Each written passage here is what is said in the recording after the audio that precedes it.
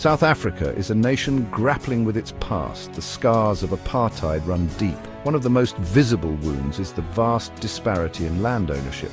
For generations, the white minority held a disproportionate share of the land. This inequality is a source of deep resentment and anger. The end of apartheid in 1994 brought hope for change. The new government promised land reform. However, progress has been slow. This has led to growing frustration among many black South Africans who feel they were robbed of their birthright. The call for land expropriation without compensation is a radical response to this slow pace of change. It is a policy that has sparked heated debate both within South Africa and internationally. Supporters argue it is necessary to redress historical injustices. They point to the fact that land was often seized violently during the colonial and apartheid eras. Opponents, however, fear the policy will have disastrous consequences.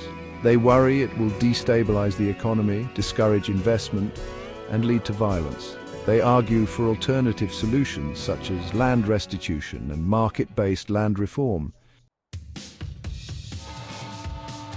The issue of land is not just about economics, it is about identity, belonging, and dignity. For many black South Africans, owning land is about reclaiming their heritage and securing a future for their children.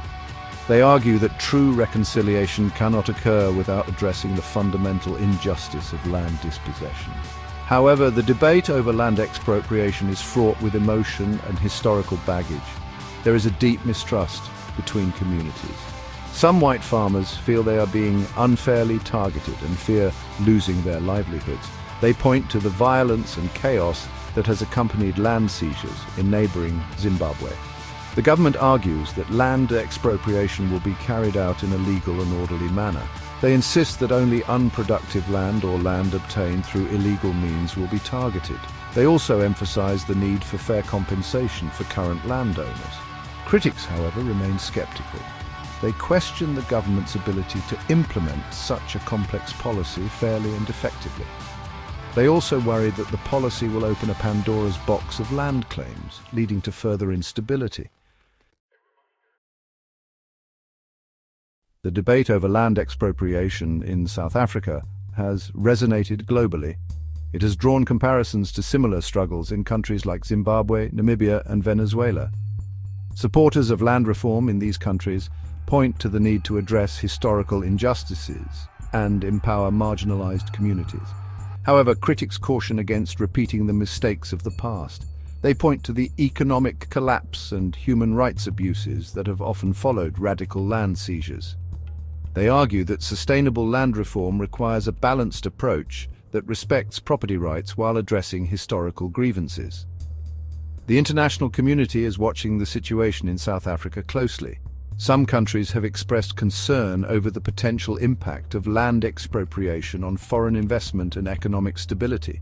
Others have urged the South African government to pursue dialogue and reconciliation.